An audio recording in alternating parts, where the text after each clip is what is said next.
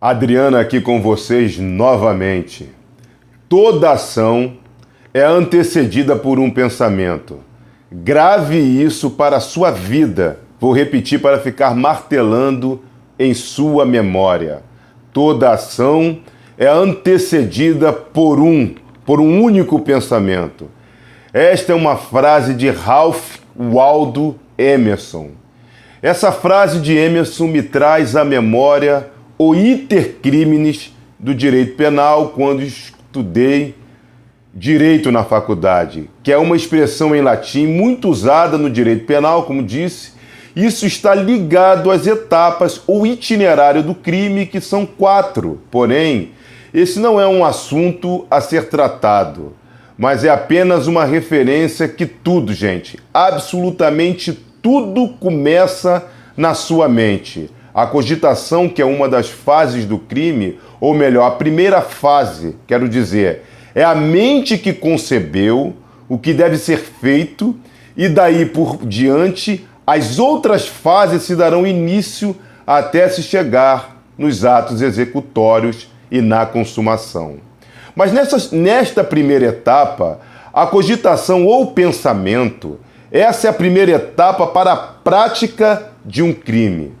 Ela se passa somente no imaginário do agente, ou seja, uma fase interna, subjetiva, de dentro para fora.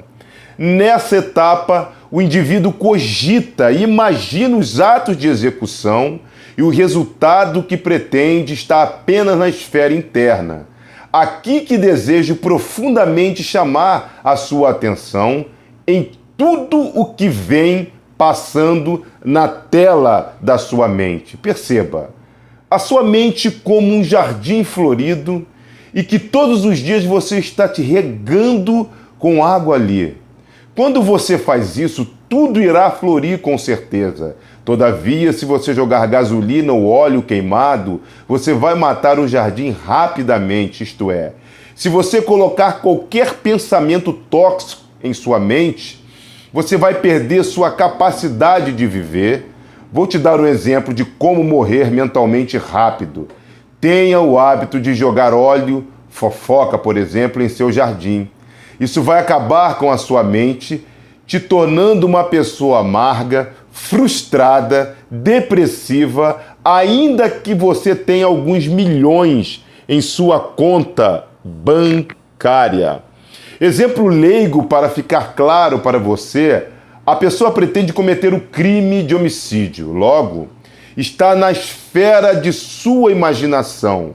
Mas no momento em que ele ou ela externa isso e arruma uma arma de fogo, por exemplo, e atira contra a vítima, ele ou ela está nos atos executórios que poderá se consumar caso a vítima venha a falecer. Este não é um canal de direito. Logo, falo de forma simples para que os meus ouvintes ou seguidores possam compreender aonde eu desejo chegar. Gratidão aos colegas do direito pela compreensão.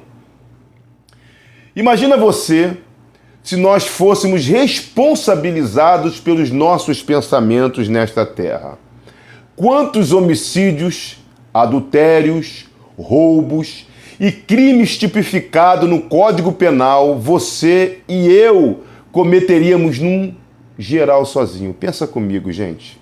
Pensa aí.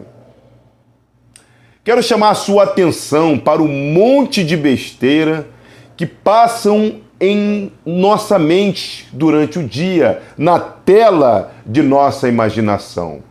A ciência detectou que uma pessoa tem cerca de 6,2 mil pensamentos por dia. É óbvio que é impossível controlar isso. Porém, é possível treinar a mente para não se identificar com pensamentos destrutivos a médio e a longo prazo. Eu te pergunto, você estaria livre da cadeia mundial? Ou melhor, acredito que se fôssemos responsabilizados por aquilo que pensamos, não haveria cadeia para todo mundo, porque todos estariam presos. Inclusive aquele que daria a ordem de prisão. lembra de Caim e Abel, foi justamente o que aconteceu. Olha, ou veja o que Deus disse a ele na época: Caim, o mal jaz à porta de seu coração, compete a ti dominá-lo. Nem o próprio Deus naquele momento queria responsabilizá-lo por seu pensamento, mas queria apenas que ele percebesse a besteira que iria fazer. Era um alerta de Deus, né? Deus vive nos dando alertas, porém, nós desprezamos. Caim desprezou o alerta e veja lá o que aconteceu. Isto, salvo engano, está no livro de Gênesis, capítulo 4. Dê uma lida lá e confira. Tony Robbins, em seu livro, repete isso com outras pessoas, dizendo, e este é o segundo vídeo, tá? Se você não assistiu o primeiro, dá uma corrida lá e assista. Se controlarmos nossas comunicações dentro de nós e produzirmos sinais visuais, auditivos, sinestésicos do que queremos, consequentemente, podem ser produzidos resultados positivos e relevantes mesmo em situações em que as possibilidades nos parecem improváveis, limitadas ou até mesmo inexistentes, diz o autor Tony Robbins. Isto tem a ver com nossos sentidos. Jesus aponta um deles dizendo: os olhos são a candeia do corpo. Se os seus olhos forem bons, todo o seu corpo será cheio de luz. Mas, se os seus olhos forem maus, todo o seu corpo será cheio de trevas. Portanto, se a luz que está dentro de você são trevas, que tremendas trevas são. Mateus 6, versículo 22 e 23. Pensa nisto. Com certeza você já ouviu falar de Mel Fisher, diz o autor nos perguntando. É o homem que, por 17 anos, procurou um tesouro submerso no mar e acabou descobrindo barras de ouro e prata valendo cerca de 400 mil dólares. O autor aponta que leu um artigo a respeito dele. Perguntaram a um dos membros da tripulação por que Mel Fisher havia se empenhado por tanto tempo. Olha só, respondeu que Mel tinha a habilidade de manter todos excitados, concentrados naquele mesmo objetivo. Todos os dias, Fisher dizia para si e para a tripulação: hoje é o dia, é no fim do dia, amanhã é o dia, mas só dizer isso não era o suficiente. Também dizia isso em harmonia com seu tom de voz, as imagens da sua mente e os seus sentimentos. Daí eu te pergunto, quais imagens você tem formado na tela da sua mente? Que tipo de sentimento você está sentindo agora, neste exato momento que me ouve sobre alguém, alguma pessoa? Seja o porteiro dos seus pensamentos. Vigia o que está acontecendo aqui dentro. Todos os dias, ele se punha num estado tal que pudesse continuar a tomar medidas até ser bem-sucedido no que buscava. Ele é um exemplo clássico da fórmula do sucesso definitivo a partir de si para o externo. Sucesso não se confirma apenas com uma conta bancária robusta.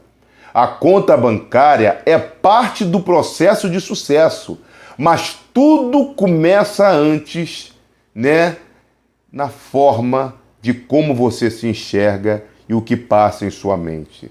Se tudo começa na mente, será justamente na mente que eu e você iremos iniciar todo o processo de transformação daquilo que desejamos para o bem ou para o mal. Por esse motivo, devemos ser, como dito acima, o porteiro de nossos pensamentos para que você fique ligado e vigie o que está acontecendo dentro de você. Fischer conhecia o seu objetivo, tomou medidas, aprendeu que dava certo e, se não dava, tentava outra coisa até ser bem-sucedido ou bem-aventurado no seu objetivo principal. Um dos melhores motivadores que o autor diz ter conhecido é Dick Turney, Trevisan, salvo engano, treinador de futebol da Universidade do Havaí. Ele realmente entende como as representações internas das pessoas afetam seus desempenhos. Diz o autor que, certa feita, num jogo contra determinada universidade, seu time estava sendo esmagado em campo. No intervalo, a contagem era de 22-0 e seu time não parecia estar no mesmo campo que o adversário. Estava no mundo da lua para tomar de 22-0. Você pode imaginar em que espécie de estado os jogadores do Tomen, que é o time com Y no final, não sei pronunciar, estavam quando se reuniram no vestiário no intervalo? Eles os observou, cabisbaixos, expressões desanimadas, e percebeu que, a menos que mudasse seus estados, estariam perdidos também no segundo tempo. Pela fisiologia em que estavam, cairiam na armadilha de se sentirem como fracassados e, a partir desse estado, não teriam, os recursos para vencer. Esse exemplo tem tudo a ver com a minha e com a sua vida por conta da fisiologia, porque nós somos também seres humanos. Dick, então, trouxe um pôster de papelão de artigos mimeografados que colecionava havia anos. Cada um dos artigos descrevia times que estavam perdendo por uma margem igual ou maior e tinham reagido contra essa probabilidade quase impossível e ganhando o jogo. Fazendo, obviamente, os jogadores lerem os artigos, tentou injetar uma crença nova, uma crença de que poderiam, na realidade, se recuperar. E essa crença chama-se recuperação interna. Criou um estado neurofisiológico, segundo o autor, todo novo do primeiro para o segundo tempo. O que aconteceu? O time de Tomen voltou no segundo tempo e jogou o jogo de sua vida, impedindo que o adversário marcasse mais pontos no segundo tempo inteiro e ganhando o jogo por 27-22. Que coisa, né? Fizeram isso porque ele foi capaz de mudar as representações internas deles, suas crenças sobre o que era possível e impossível, ou na verdade o que é possível. O autor relata que estava em um avião com Ken Blanchard, coautor de O Gerente Minuto. Ele escreveu um artigo impactante para uma revista renomada nos Estados Unidos. Tinha se agarrado a um dos principais instrutores do golfe dos Estados Unidos e, como resultado, melhorara sua contagem de pontos. Disse que aprendera toda espécie de conhecimentos úteis, mas estava tendo dificuldades em lembrar-se deles. O autor diz, que afirmou que ele não tinha de lembrar de conhecimento porque tudo já estava no seu subconsciente, O comportamento humano é o resultado, de estados o estado em que estamos. Se você já conseguiu algum resultado de sucesso, poderá, obviamente, reproduzi-lo apenas se você copiar. É só fazer de novo, ou seja, adotando as mesmas medidas mentais e físicas que tomou na ocasião. São estratégias mentais. onde você trabalha em sua mente e no seu cérebro. Você consegue lembrar de alguma neste momento que me ouve? Pensa comigo aí agora aí. Bem, a maioria das pessoas está atrás de mudança de estado. Elas querem ser felizes, alegres, plenas de êxtase, concentram-se em alguma coisa, ter paz de espírito, ou estão tentando sair de estados dos quais não gostam. Sentem-se frustradas, zangadas, perturbadas, aborrecidas. Então, o que a maioria das pessoas faz? Bem, eles se viram para um aparelho de televisão que lhes dá novas representações, que podem interiorizar, veem alguma coisa e riem. Não mais estão em seu estado de frustração. Olha isso, gente.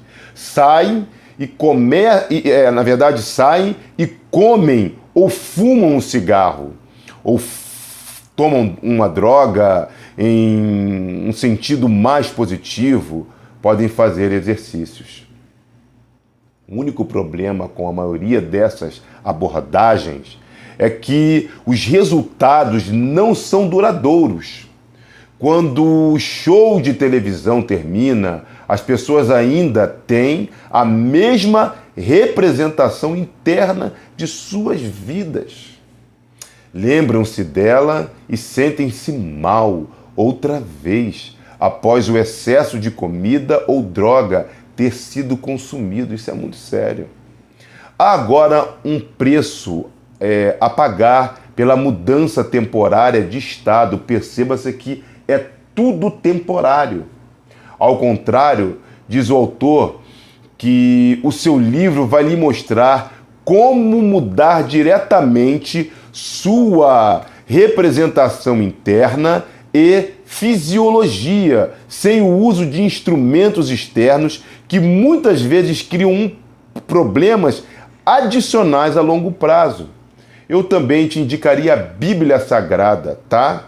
Mas no caso da Bíblia, é necessário ler com maior intensidade no sentido de sua teologia, para não ter interpretações distorcidas e piorar a sua situação 1000 vezes. Mas, para minha fé pessoal, a Bíblia é o que há de mais completo no mundo, porque é a palavra de Deus.